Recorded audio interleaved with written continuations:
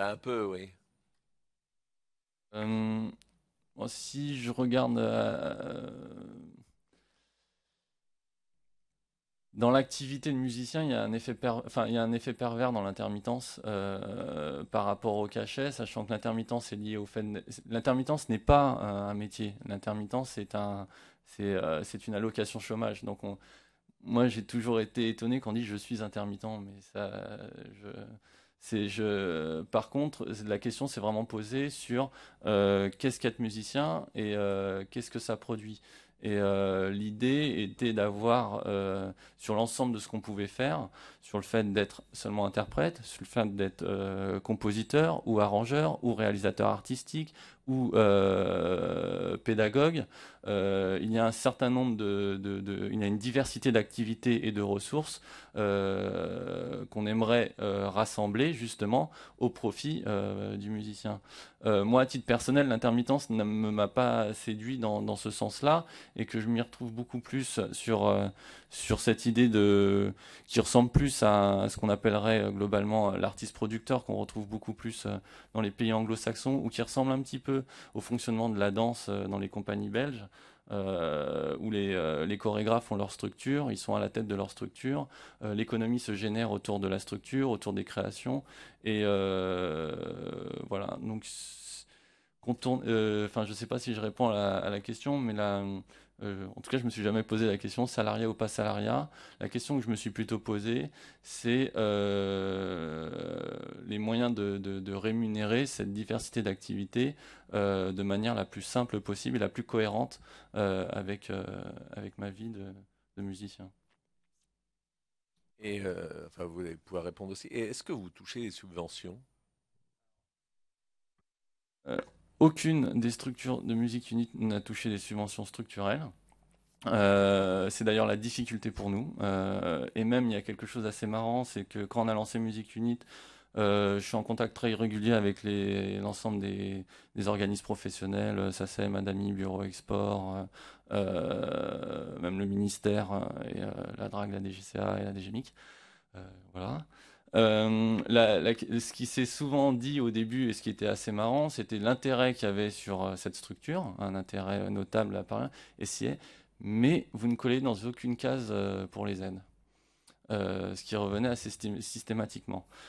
Par contre, quand on fait des albums, quand on monte un spectacle, il y a des aides spécifiques qui sont liées à ça. Par contre, là, on est aidé. C'est-à-dire, si on fait un album, il y a les aides ADAMI, SPPF, enfin, qui viennent des producteurs ou des sociétés civiles de répartition. Là, on a des aides à ce moment-là. Mais par contre, Music Unit en tant que tel, le studio d'enregistrement, la structure, l'ensemble des gens qui y travaillent, il n'y a aucune aide. Tu- Oui, Myriam. Me permettrait de répondre aux deux questions que vous avez posées en même temps sur est-ce que nous avons, quelle était notre question et est-ce que nous avons pensé au salariat quand on a créé la coopérative Clara. Je dirais que euh, nous, le constat qu'on a fait, il vient des professionnels. Nous avions des professionnels en face de nous, nous avons toujours des professionnels en face de nous qui ont une activité, qui ont des talents, qui ont souvent une multi-activité. Et il était inenvisageable pour nous de dire à des personnes sortez du salariat. Par contre, on a des personnes qui viennent nous voir en nous disant l'intermittence ne correspond pas à ce que je peux faire. Et qu'est-ce que je peux avoir comme autre statut si je n'ai pas les compétences de gestionnaire et si je ne peux pas créer une entreprise ou si l'association est trop associatif pour que tous mes clients acceptent de me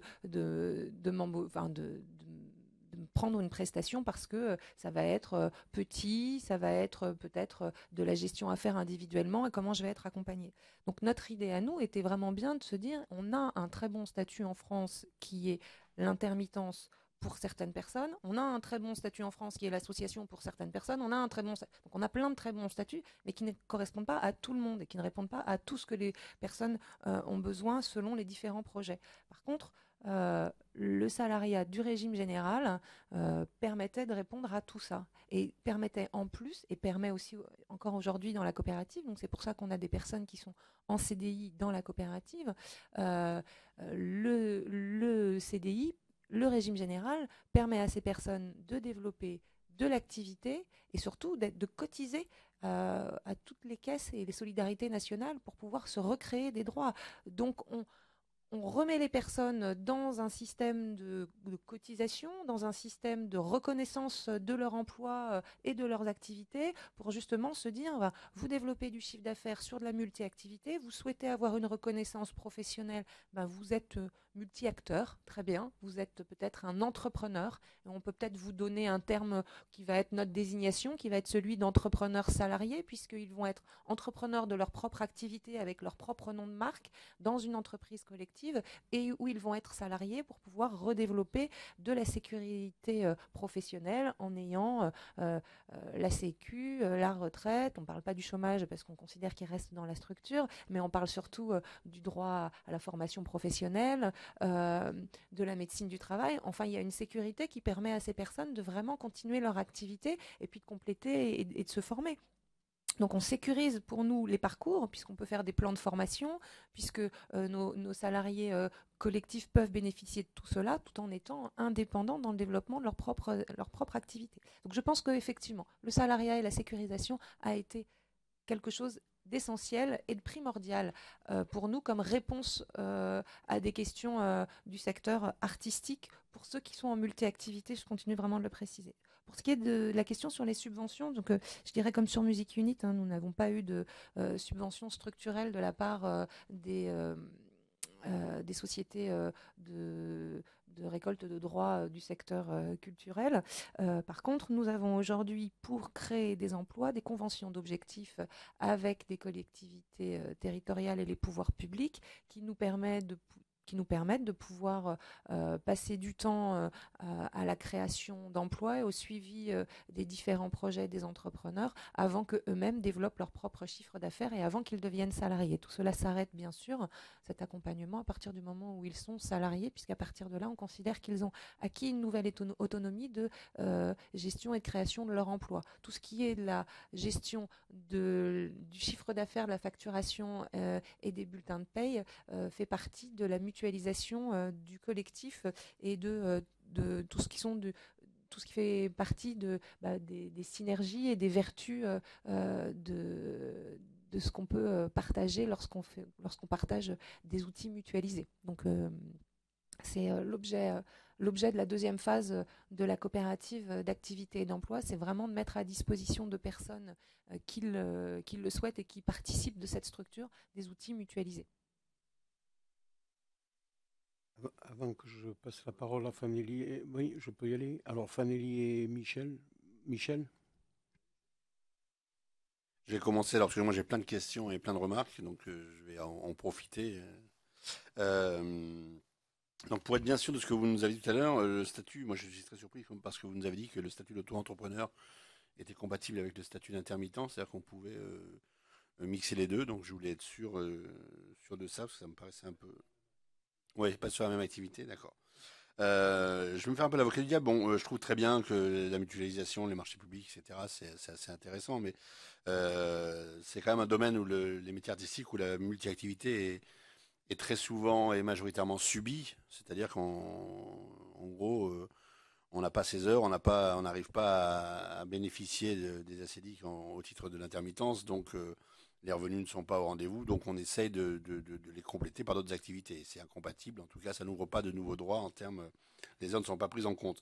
Donc dans votre système, si j'ai bien compris, on abandonne cette idée de l'intermittence, c'est-à-dire qu'on abandonne ce statut d'intermittence pour opter pour un statut salarié qui prend en compte les différents statuts, entre guillemets, professionnels des professions qu'on emploie, c'est faire un mixte des deux. Mais qu'en est-il de l'inclusion des artistes donc en fragilité ou en début de parcours dans ce système-là puisque c'est une vraie question. Je comprends que le système fonctionne très bien quand vous avez un certain volume d'activité, pour parler un peu avec vos expressions. Mais voilà, comment on inclut des artistes en devenir qui sont quand même une grande partie des sujets qu'on aura à régler. Également, autre chose, comment vous évaluez la stabilité des revenus année après année? Puisque si j'ai bien compris, vous partez sur un projet, sur plusieurs projets, puisqu'il y a des multi-activités, vous en tirez une ligne conductrice pour l'année, une prévision, un prévisionnel. Comment se réajuste ce provisionnel-là d'année en année? Parce que si on parle de stabilité, j'imagine, enfin, c'est le cas notamment des carrières artistiques, c'est les montagnes russes d'une année à l'autre. Donc la perte de revenus peut être extrêmement importante d'une année à l'autre. Donc quid des systèmes de sécurisation? Parce que dans ce cas-là, il peut y avoir autant fragilisation, peut-être, je vous pose la question, que sécurisation de cette chose-là. Et, et enfin, oui, qu'en est-il dès l'instant où vous êtes entrepreneur ou dans la scope, qu'en est-il des droits qui s'ouvrent pour la retraite et le chômage? Parce que là aussi, si vous fonctionnez sur le mode du salariat, est-ce que ça ouvre de la même façon les droits au chômage que le régime général? Idem pour les retraites. Voilà, c'est des choses, on est loin de la création elle-même, mais voilà, on est assez technique. Et dernier point, vous m'avez bien expliqué, donc ça concerne tous les types d'activités, pas simplement des activités corollaires à une activité artistique.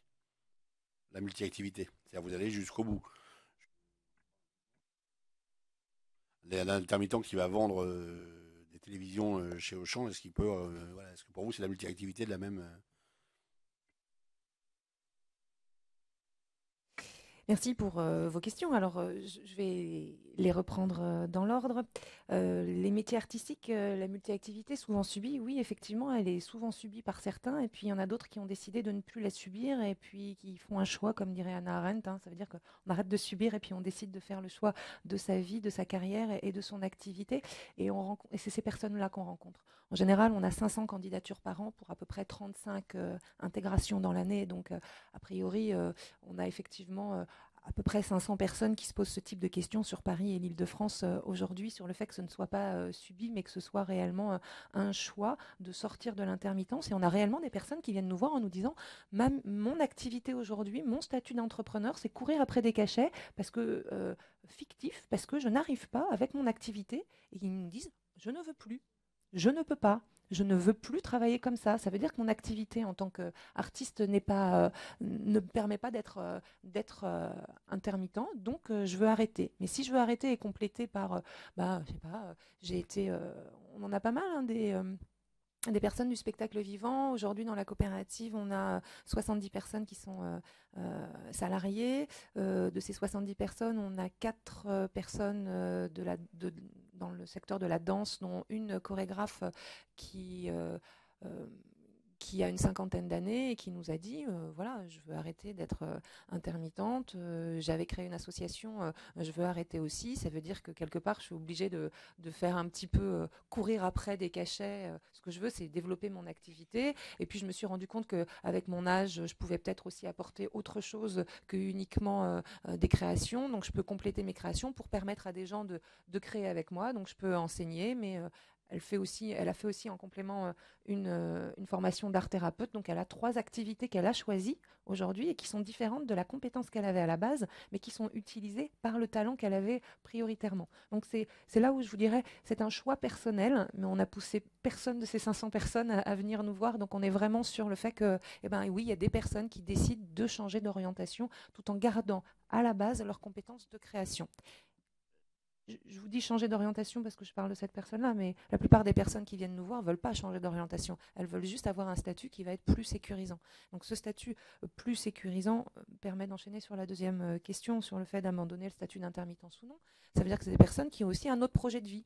Voilà, je suis musicien, ou je suis plasticien, et pour pouvoir vendre et pour pouvoir créer et pour pouvoir être connu, j'ai aussi besoin de faire du socio-culturel, j'ai aussi besoin d'aller dans les entreprises, j'ai aussi besoin en tant que chanteur d'aller faire coach de voix dans une production ou coach de voix dans une entreprise parce que les dirigeants ne savent pas prendre la parole. Donc ils sont sur des activités qui deviennent différentes dues à leurs compétences initiales propres. Hein. Donc on modifie pas, on essaie la compétence. Ça veut dire que le talent de la personne juste s'exprime différemment dans d'autres lieux. Et c'est là où ils viennent nous voir en nous disant « Je ne pense pas pouvoir entreprendre mon activité seule. Je pense que la synergie d'autres personnes est intéressante. Donc je veux effectivement arrêter l'intermittence. » Mais ces activités-là et la multi-activité ne leur permettraient pas de toute manière d'être intermittents. Donc ça les empêcherait de faire quelque chose qu'ils ont décidé de développer. Donc là aussi, je suis sur plutôt le choix personnel. Donc on n'est pas non plus sur un abandon. Nous, on n'est pas sur le fait de juger l'intermittence. Nous, on est vraiment sur le fait de pouvoir répondre, comme je le disais tout à l'heure, à une solution qui n'a pas d'autre réponse que celle de la coopérative d'activité et d'emploi sur la gestion de la multi-activité aujourd'hui. Donc, le statut des artistes en début de parcours. Oui, oui, bah, effectivement, nous y pensons aussi. Vous parliez de la précarité et de la fragilité de ces personnes-là. On va souvent voir des écoles pour leur expliquer qu'il y a différentes manières d'entreprendre ou de créer son activité. Et puis les personnes qui veulent tester l'activité professionnelle avant de se lancer et qui ont besoin d'avoir des personnes comme un coach ou comme quelqu'un qui va les accompagner et qui va les stimuler un peu, rentrent souvent dans la coopérative pour tester leur activité et tester le démarrage d'une activité tout en cotisant en même temps. Donc sans prendre le risque de se retrouver sans rien après avoir démarré son activité. Vous savez, la création d'entreprise aujourd'hui, c'est à partir du moment où vous êtes immatriculé, tout ce qui est des compétences de gestion, vous devez les avoir acquises alors que votre cœur de métier n'est peut-être pas celui-ci. Et tout ce qui est des prestations complémentaires ou des conseils que vous demandez, vous devez les payer alors que vous n'avez peut-être pas encore développé de chiffre d'affaires.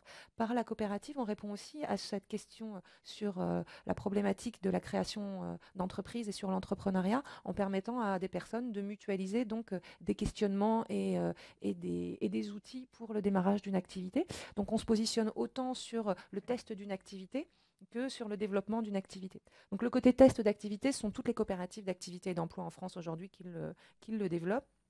Et pour enchaîner avec effectivement cette question sur les limites de la multi-activité, aujourd'hui sur les 130 coopératives d'activité et d'emploi en France, elles sont majoritairement généralistes. Puis on s'est rendu compte que dans la limite de la loi par rapport à certaines activités du bâtiment, il fallait créer des coopératives du bâtiment pour pouvoir respecter les conditions de travail et d'emploi du BTP ainsi que l'assurance décennale ou triennale de leur activité. Puis il y a eu la création des entreprises services aux personnes qui nous ont demandé de créer des coopératives d'activité et d'emploi spécifiques services aux personnes.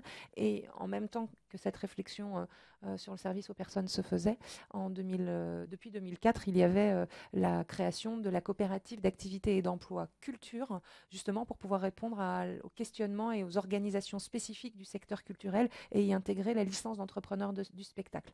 Donc dans la coopérative Clara aujourd'hui, la multi-activité des entrepreneurs a cette limite, on va dire, qu'on a dans les autres coopératives, c'est qu'on ne prendra pas de services aux personnes, on ne prendra pas d'activités de bâtiment ou de décoration qui intègre de modifier du bâti et on n'intégrera pas non plus tous les métiers avec des ordres. Et tous les métiers que notre assureur ne voudra pas que l'on intègre, ça veut dire tout ce qui est du lien avec le bien-être, puisque en général, les assureurs ont du mal à assurer le bien-être.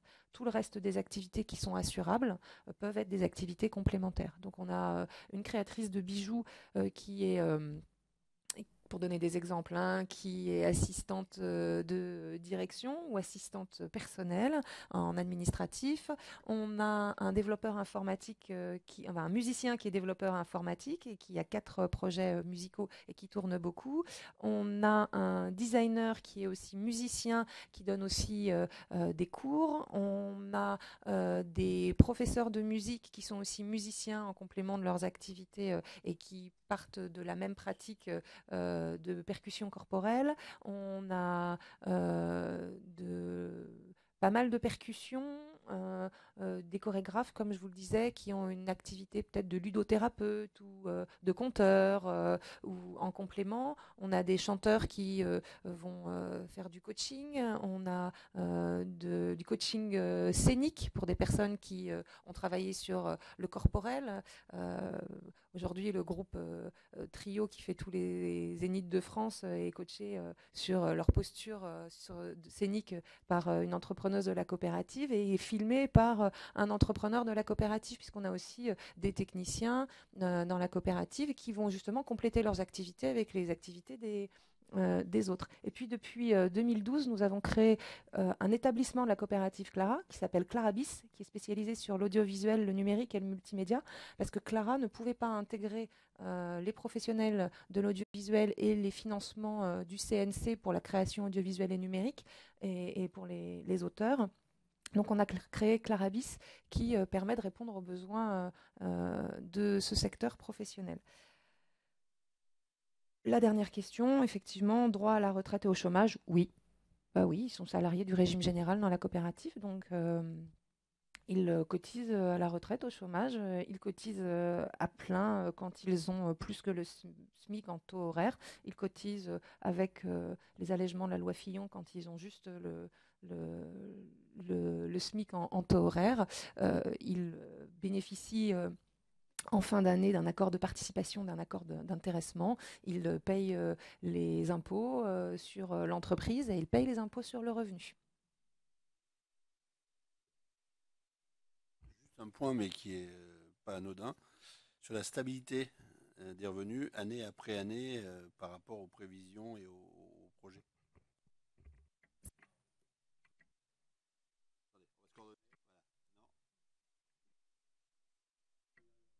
C'est vrai, je vous remercie, j'avais noté, je n'y ai pas répondu.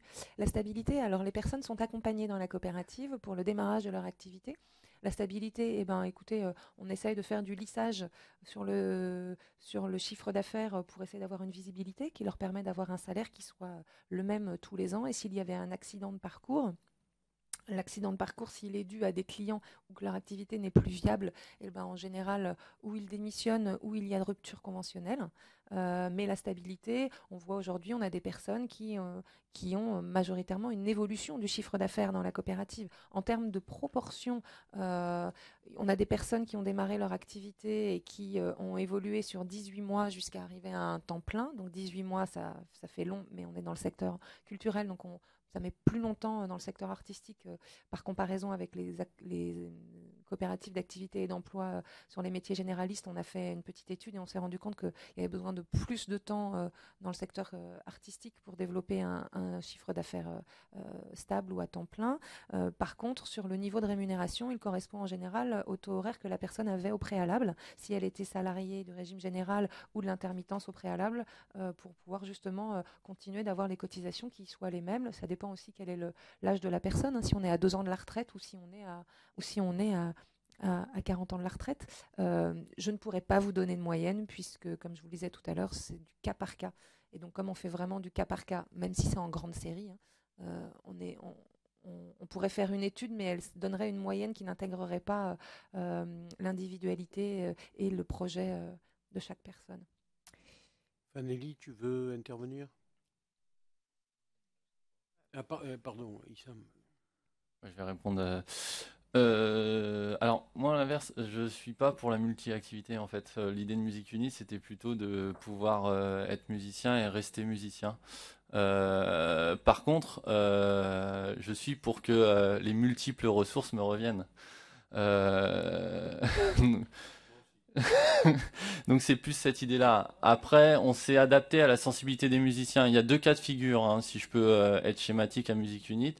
Certains d'entre nous ont des statuts de profession libérale, qui sont souvent liés à ceux d'entre nous qui ne sommes pas seulement interprètes, qui sommes aussi compositeurs, qui sommes aussi directeurs artistiques, réalisateurs d'albums, voilà, ce qui est un statut plus approprié.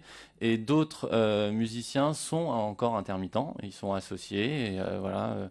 Donc on regroupe en plus beaucoup d'artistes qui sont en tournée dans les plus grandes tournées de variété. Donc on a vraiment ces 2 statuts, voilà. C'est plus dans cette idée-là, justement. C'était pour éviter cette multi-activité.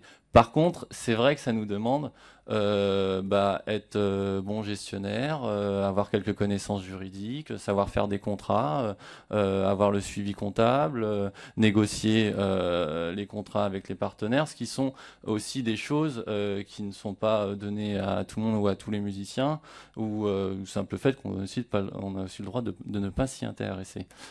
Sur les 3 autres questions, je vais les répondre en une en fait. Parce que à mon avis, c'est en effet des questions très très importantes et qui rejoint justement, je pense que c'est ce qui fait le côté, enfin l'enjeu que l'on porte sur le statut de l'intermittence. C'est-à-dire en fait très simplement, hein, c'est-à-dire quelle est la place pour un jeune qui veut être artiste et quelle est la stabilité de la rémunération et quel est sa droit aux retraite au chômage. Pour moi, c'est lié à une question très simple, c'est ai-je un statut dans lequel je peux me développer et être rémunéré dignement par rapport à ça. Donc je reviens sur cette idée, voilà, de quand je parle de statut de l'artiste, je le parle dans ce sens-là. C'est quand je dis que dépasser la question de l'intermittence tout en reconnaissant l'importance du principe de solidarité de l'intermittence, je sous-tends cette idée-là. C'est cette idée où on génère un cadre économique qui permet l'émergence, qui permet voilà, la possibilité d'avoir des nouveaux artistes et leur permettre aussi d'avoir un horizon favorable à leur activité. Quand je dis le statut de l'artiste, j'essaye aussi de parler de cette stabilité de la rémunération. Alors, c'est une question très difficile, la stabilité de la rémunération dans le monde, dans le métier artistique. Moi, c'est vrai que j'aurais pas de réponse à donner par rapport à ça, parce que c'est un peu le fait aussi de notre métier. Ça me paraît aussi un peu normal d'un certain côté, mais en même temps de ne pas s'en soucier, je trouve que ça, je pense que ce n'est pas une bonne idée non plus. Chez Musique Unite, donc on ne répond pas à cette question de la stabilité de la rémunération. Par contre, dans notre principe de rémunération, on répond à la stabilité des moyens. C'est-à-dire que quand je dis que le but n'est pas de faire des dividendes, mais de remettre dans la création, par exemple, il y a eu beaucoup de relais sur des albums ou sur des productions qui ont été faits entre les entreprises par rapport aux créations de chaque membre de Musique Unite. C'est-à-dire que pour un exemple concret, sur la promo d'un album, on a plus grand chose, mais que on a une arrivée financière qui vient d'une musique de film, il peut être réinvesti pour continuer à avancer sur la promo d'un album ou pour un artiste de refaire le second. Voilà. Donc on répond plus à une stabilité des moyens qu'à une stabilité de la rémunération. Et voilà. Et donc je disais statut de l'artiste, et je reviens sur l'idée d'entreprise culturelle. Quand je pense à ça, je pense aussi sur ce principe justement de ce fameux environnement. Je pense que la question de l'emploi se pose aussi dans l'emploi, où ça, dans quel environnement juridique, dans quel environnement économique, quelle est la fiscalité qui répond qui répond à tout ça. Et à mon avis, le chantier est assez important, et l'enjeu avec le numérique n'est pas à négliger quand on pense même l'intermittence, c'est-à-dire quand on pense même comment sont rémunérés les gens qui travaillent dans l'art et la culture. Fanelli. Oui, très rapidement, l'idée c'était que moi je connais un petit peu déjà les projets, donc tout le monde puisse échanger et interroger. Pour finir, peut-être 2 remarques et 2 questions. La première remarque, donc, c'était pour dire que le sens, moi, de la proposition que j'avais faite, c'était de montrer, parce qu'on a pu voir depuis le début des auditions, qu'on a un secteur culturel qui a un poids économique important avec un gros potentiel de développement, mais je crois aussi à l'intérieur un potentiel d'innovation et de création avec des choses qui sont en constante imagination, et il m'apparaissait intéressant d'en montrer des exemples pour qu'on puisse voir aussi cette dimension innovante au sein de ce secteur culturel aujourd'hui. Et la deuxième remarque, c'est que je trouve que finalement vos projets sont très différents. C'est 2 exemples d'innovation, mais on voit que vous êtes vraiment sur des philosophies qui sont différentes, notamment autour du rapport à la multi-activité. Et je crois que vous décrivez bien tous les deux, à travers les artistes de Clara et ceux de Musique Unite, des choix de vie qui ne sont pas les mêmes à un moment donné, et vous proposez chacun des solutions qui permettent de répondre à ces différences d'appréhension, et c'est ça que je trouve intéressant. Et d'ailleurs, ça rejoint aussi un débat qui existe dans le milieu de la culture, parce qu'on sait que la question de la multi-activité fait débat, et notamment parmi un certain nombre d'organisations syndicales dans le milieu culturel. Donc j'imagine que ça ne doit pas aussi générer tout le temps ça doit vous donner plein de débats intéressants. J'avais peut-être 2 petites questions pour finir, mais je sais, on n'aura peut-être pas le temps d'y répondre pleinement, mais ça sera peut-être intéressant que vous nous renvoyiez des documents complémentaires. La première question, c'est de savoir, est-ce qu'aujourd'hui vos modèles interrogent des gens ailleurs en France, et est-ce que vous êtes sollicité pour que, Clara, il y a un exemple à Strasbourg, mais un groupement d'artistes tel que Musique Unite, est-ce qu'il y a des gens qui viennent vous voir pour dire ça nous intéresse, est-ce que vous pouvez nous aider à dupliquer ailleurs ce type de modèle? Et la deuxième question, on en discutait un petit peu à l'entrée, c'est ce que vous avez dit, plus ou moins, sur les forces et les faiblesses de la réglementation et du cadre juridique par rapport aux innovations. C'est-à-dire que les cadres réglementaires sont faits pour protéger, mais ils peuvent aussi, dans des modèles innovants, représenter des freins. Et aujourd'hui, quels sont, vous, les freins que vous identifiez? Alors, Issam maintenant un petit peu parlé sur les questions de fiscalité, mais voilà, quels sont les freins que vous identifiez par rapport à vos développements et les demandes que vous pourriez avoir par rapport à ça? On le joue en 7 minutes? Alors, pour les modèles, oui, on en parle beaucoup. En fait, c'est plus l'inverse qui se passe, c'est qu'il y a beaucoup de modèles au Canada, enfin, plutôt dans d'autres pays, qui reprend ces choses-là. On a eu beaucoup d'articles dans Musique Info Hebdo, dans tout ce qui est la presse spécialisée sur Music Unit, justement par rapport à notre modèle, souvent en perspective à des modèles qui se faisaient ailleurs en Europe et dans le monde. Le problème de la reproduction de notre modèle, comme je vous disais, c'est justement les contraintes. Si on part sur les aides, il est peut-être plus intéressant pour une compagnie, enfin pour un orchestre, de faire une association, parce que comme ça, elle aura les subventions. Voilà. Donc on se limite par rapport à ça. Sur la deuxième question, c'était, il y avait modèle et ah oui, et ensuite, oui, il est clair qu'il n'y a aucune, enfin, je vais être un peu péremptoire, mais il n'y a aucune structure aujourd'hui qui corresponde à l'activité artistique. C'est-à-dire qu'une SARL ou une association ou une SA sont des structures qui sont, lorsqu'elles ont une activité artistique et culturelle, sont dans un mode de bricolage. Je parlais de l'exemple de l'association où c'est de fait c'est toujours un président et trésorier qui sont des gens très proches de l'artiste qui est à l'association, sachant que le président et trésorier d'une association ne peut pas être rémunéré. Voilà. Sur la SARL, fiscalement, c'est complètement inadéquat quand on est dans un début d'activité par rapport. Voilà. Donc il y a une vraie prise en compte là-dessus. Qui, à mon avis, est très forte et qui changerait beaucoup les choses, sur j'ai envie de dire, l'ensemble de l'écosystème, en tout cas pour la musique, mais même artistique et culturel. Voilà, pour faire très simple et rapide. Pour faire rapide aussi, avec des phrases succinctes.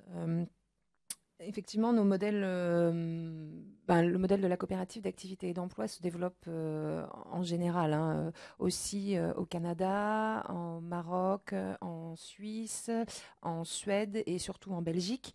La coopérative d'activité et d'emploi aujourd'hui, au niveau culturel, il y en a 4 en France.